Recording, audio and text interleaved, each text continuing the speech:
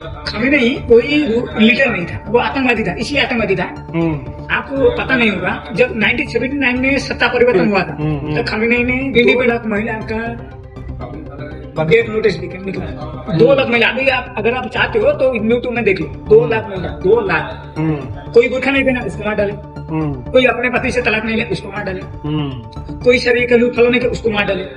किसके साथ बलात्कार हुआ, मतलब बोल नहीं सकते। ईरान पहले क्या था पता है? ईरान पहले पारसी था, यानी कि हमारा देश का जो सबसे महत्वपूर्ण लोग है, यानी कि हमारे देश का जो मतलब इंडस्ट्रियलिस्ट, मतलब जिसको उद्योगपति का, भारत का स्वर्णिम अध्याय बोला जाता है, वो है रतन टाटा जी। वो पारसी थे। वो कहाँ से आए थे? वो ईरान से आए थे। नमस्कार साथियों, जैसा कि आप देख रहे हैं हमारे साथ अभी जुड़ चुके हैं फॉरेन एनालिस्ट। तो इनसे हम एक सिंपल सा सवाल करेंगे कि ये जो अभी इजराइल और ईरान का युद्ध चल रहा है, इसके बारे में इनका क्या ओपिनियन है। तो हाँ सर, बताइए कि जो अभी अमेरिका, ईरान, इजराइल के बीच में युद्ध चल रहा है, उसमें आपका क्या ओपिनियन है। ईरान और इजराइल ये 2 नहीं है, इसमें 3 है और इसमें 4 भी है। अभी ईरान इजराइल 2 हो गया क्योंकि वो पड़ोसी मुल्क है, और इसमें धर्म की बात नहीं आती है क्योंकि ये युद्ध जो हो रही है वो धर्म के बीच में हो रही है। लेकिन इसमें मेन जो मुद्दा है वो धर्म की नहीं है, वो पैसों की है। एक्चुअली दुनिया में बहुत सारे लोग जो मतलब एनालिस्ट हैं, उनको पता है कि युद्ध क्यों हो रही है। बाकी सारी जनता जो है उनको पता नहीं है। युद्ध इसलिए हो रही है, सब में पैसा है। अभी ईरान जो है वो क्रूड ऑयल का 60% मार्केट है पूरे वर्ल्ड का, किसी को पता नहीं है। अभी सऊदी के पास कितना तेल है सबको पता है, वेनेजुएला के पास कितना ऑयल है सबको पता है, रूसिया के पास कितना ऑयल है सबको पता है, इंडिया के पास है कितने है सबको पता है। लेकिन ईरान के पास एक्चुअली में कितना है किसी को पता नहीं, क्योंकि ईरान जो है उसका क्षेत्रफल से हिसाब से उसके पास कितना क्रूड ऑयल है वो एक्चुअली में किसी को पता नहीं। ईरान के पास इतना ऑयल है कि हम 50 साल तक अगर कंटिन्यू यूज करेंगे तो वो खत्म नहीं होगा। और अमेरिका जो लड़ाई कर रही है वो इसी के लिए कर रही है। और दूसरा तो धर्म है। ईरान 1979 से पहले, यानी कि 1979 से पहले अमेरिका जैसा था। बीच में बिकनी पहन के, चड्डी पहन के डांस करना, पॉप करना, वो सब चलता था। 1970 में बस आया आयतुल्लाह खोमेनी, इसने पूरा बर्बाद कर दिया। उसके बाद 2021 में उधर फिर विद्रोह स्टार्ट हुआ। उधर एक लड़की थी, उसको उन्होंने हिजाब की वजह से मार डाला, जिसकी वजह से फिर से स्टार्ट हो। अभी आयतुल्लाह खोमेनी मरी, लोग रोना किधर चाहते हैं, मतलब ईरान में रोना चाहते हैं, वो उधर का लड़का था।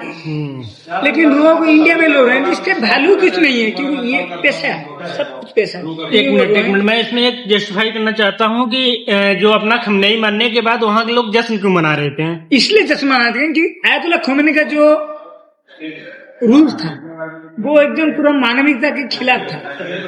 एकदम कोई, अगर आप जा रहे हो सब्जी खरीदने के लिए, आपको बोला कि 20 रुपए का सब्जी खरीदो, आपने 22 रुपए का सब्जी खरीदा, उसके लिए आपको दंड देगा वो।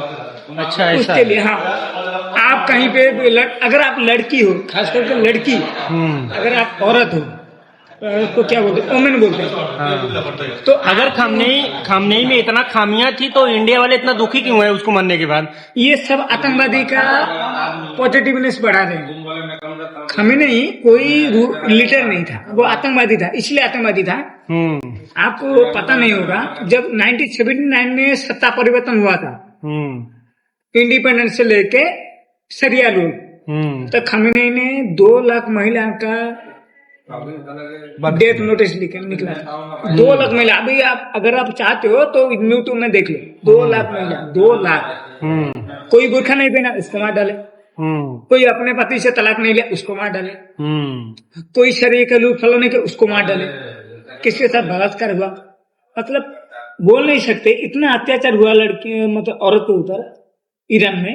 ईरान पहले क्या था पता है? ईरान पहले पारसी था, यानी कि हमारा देश का जो सबसे महत्वपूर्ण लोग है, यानी कि हमारे देश का जो मतलब इंडस्ट्रियलिस्ट, मतलब जिसको उद्योगपति का, भारत का स्वर्णिम अध्याय बोला जाता है, वो है रतन टाटा जी। वो पारसी थे। वो कहाँ से आए थे?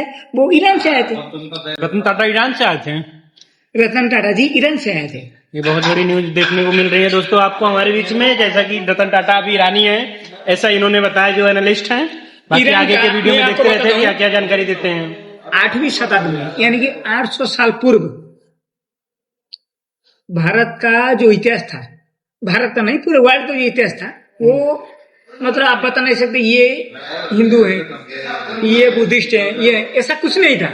सब कुछ सेम ही चला था, मतलब मानवीयता का आधार में। इतना सब तो ठीक है, लेकिन अभी के जो न्यूज एंकर हैं, एनालिस्ट हैं, ये बता रहे हैं कि खामनेई इस समय बहुत बहादुर नेता साबित हुआ है। ये गलत है। वो खामेनेई जो वहाँ का जो ये प्रमुख लीडर था उसको बोल रहे हैं कि वो झुका नहीं किसी के सामने, भले मर गया लेकिन किसी के सामने झुका नहीं। खामेनेई का स्टोरी आपको बताता हूँ दोस्तों।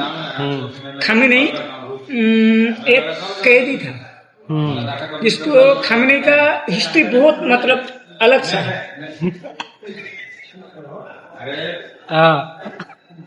तो जैसा कि अभी ब्रेक टाइम में थोड़ा एनर्जी ड्रिंक लिया जा रहा है, एनर्जी ड्रिंक के साथ थोड़ा सा नाश्ता हो जाए, उसके बाद फिर आगे का वार्तालाप चालू रहेगा कंटिन्यू। हाँ, अब एनर्जी मेंटेन हुआ, बाकी आगे का वार्तालाप शुरू किया जाए। खामेनेई जो था, मैं आपको बताता हूँ। जैसे कि हम लोग सब मतलब एक नौजवान है, 30 साल की उम्र के कोई भी लड़के को पकड़ लो, उसका पहला सोच क्या होता है? परिवार को देखना, बहन का शादी करना,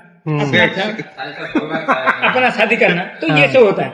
लेकिन खामेनेई का क्या था? खामेनेई मतलब बचपन से नहीं, जब वो मदरसे से पास हुआ, उसका मन में आया कि मैं कैसे लीडर बनूं, सब लोग मेरे को कैसे जाने। उस टाइम में क्या होता है, सबसे बड़ा जो लीडर था दुनिया में, 2 आदमी थे, एक नेल्सन मंडेला और एक महात्मा गांधी।